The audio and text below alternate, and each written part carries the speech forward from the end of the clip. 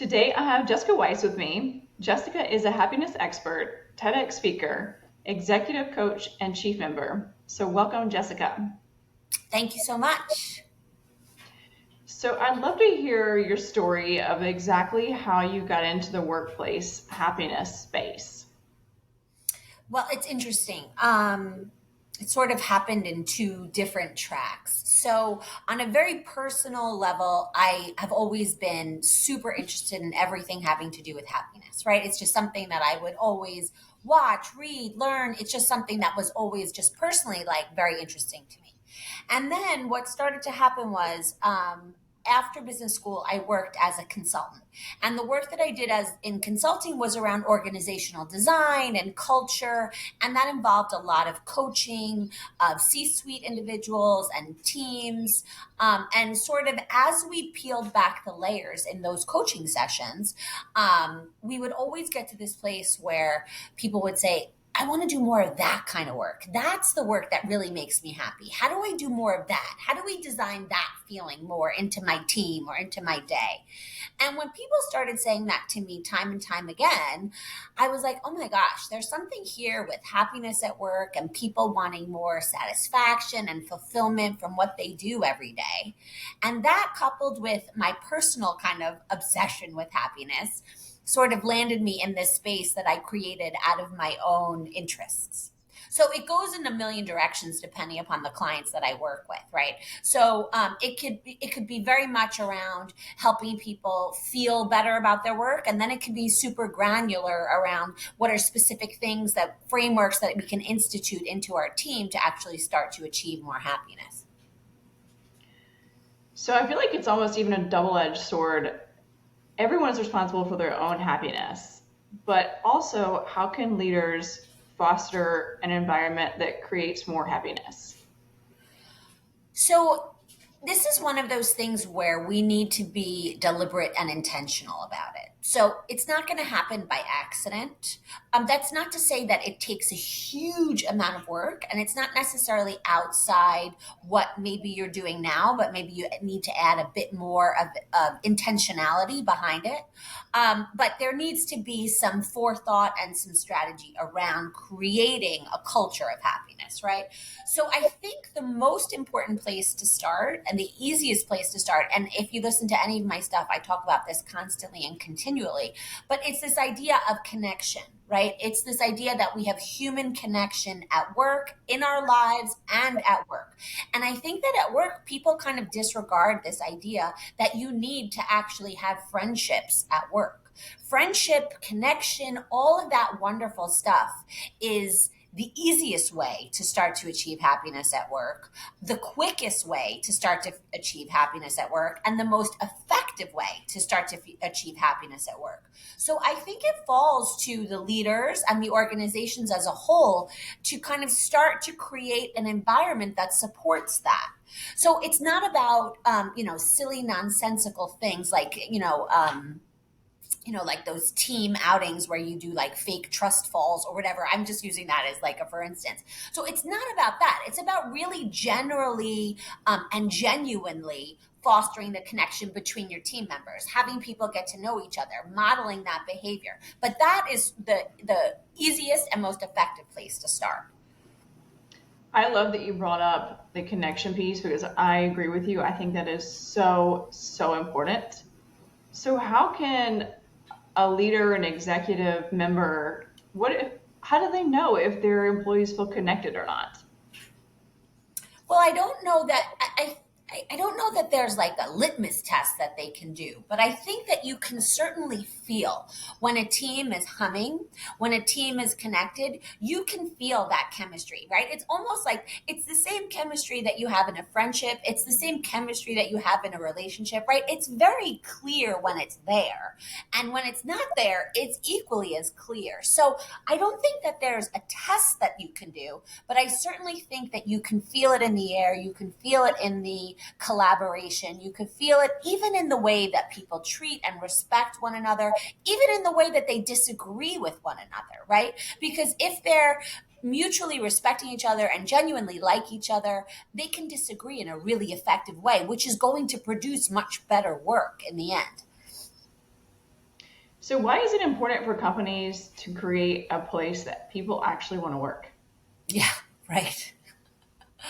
That's the big question. And a lot of times people, I get met with a good amount of resistance, like happiness at work. Why is this my responsibility, right? Like that's your responsibility. You come to work to work. Like it's not my responsibility to make you happy. But there's been countless studies. Like happiness is sort of that competitive edge that puts you ahead of all the other organizations. And there have been like the research backs this up time and time again. And my favorite study to talk about that looked at the S&P 500 and then looked at those companies that reported. It was like a study that was with indeed.com, and it looked at the companies that reported higher levels of happiness through engagement surveys and specific questions that they asked. And those companies that had higher levels of happiness, higher levels of satisfaction, outperformed the S&P by something like 13%. So why do you want to have happiness at work? Well, if you want to have more profit, I think it's a great place to start. And that is key. That is why we're Right? working, and this is not a nonprofit. Exactly. Exactly. So what happens when leaders neglect this topic, or like you just mentioned, have the mentality of that's their problem, that's on them, it's not on me? I mean, what happens then? Well, that's when you start to see disengagement. That's when you start to see absenteeism. That's when you start to see burnout. That's when you start to see mistakes being made. That's when you start to see, you don't get like internal referrals that someone on your team has now referred someone else to come work for you, right? You see it in a million places. You see it in a work product. You see it from a talent retention point of view. You see it from a recruiting point of view. I mean, it comes up, it comes up in customer service. I mean, it comes up in sales. You'll see it everywhere. It'll rear its ugly head in different ways, but you will see it pop up in potentially every area of your organization. If you've got an unhappy employee on your hands, what do you suggest? I mean, do you work with that person as an employee, as a coach, and give them a chance to turn it around? Because maybe it's something Sure. situational going on at Yeah, yeah. home. We're all human beings. We all have Of things that course. happen. Or do you say, terminate the employee and let's find somebody new? Yeah. So one of my basic tenets around happiness at work is that it begins with you, right? You have autonomy and agency over your ability to have satisfaction at work. So, as much as I say that organizations and leaders have a huge role to play, and they do, but the story begins with you.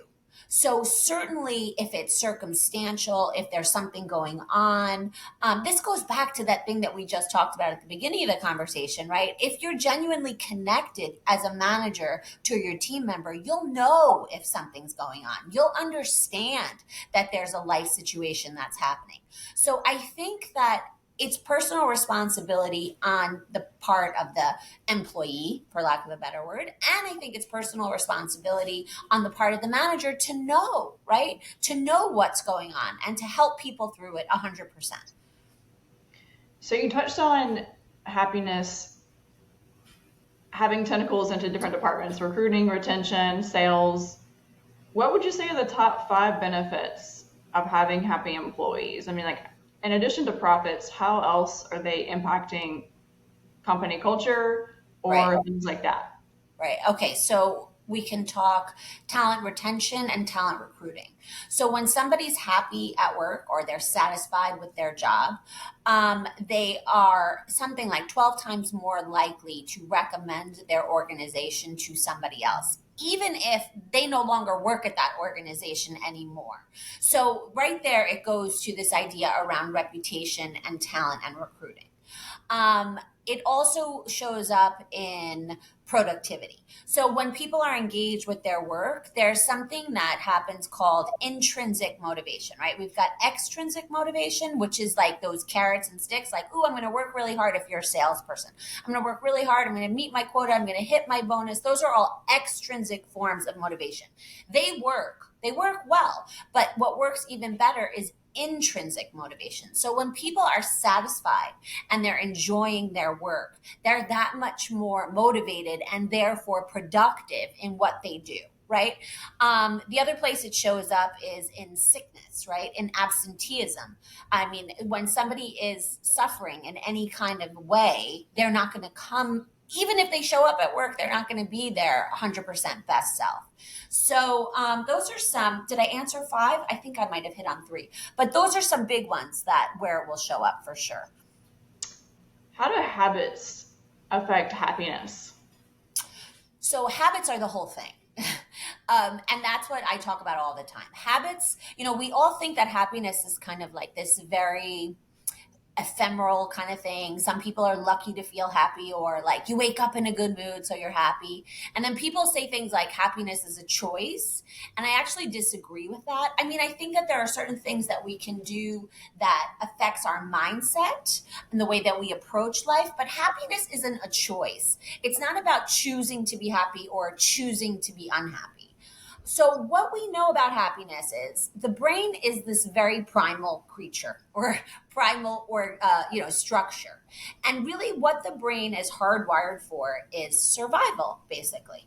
Happiness apparently is not part of survival, right? You don't need to be happy to survive, right? There's fight or flight. There's, all of those kinds of things. There's, reproduction, continuing on with the species, all of these very basic things. That's what our brain is hardwired for. So when it comes to happiness, our brain actually does like the wrong things when it comes to happiness. We intuitively think we know, but we don't know.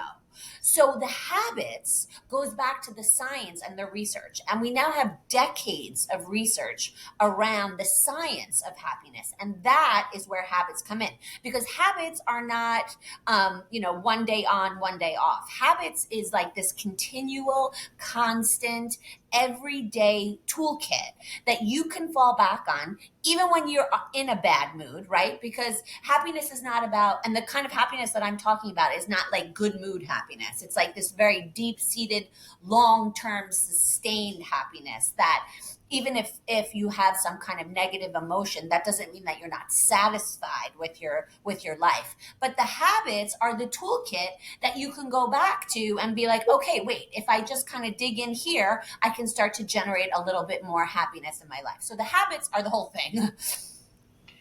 So let's unpack the habits more. What habits are go-tos for you that you teach and that you speak about?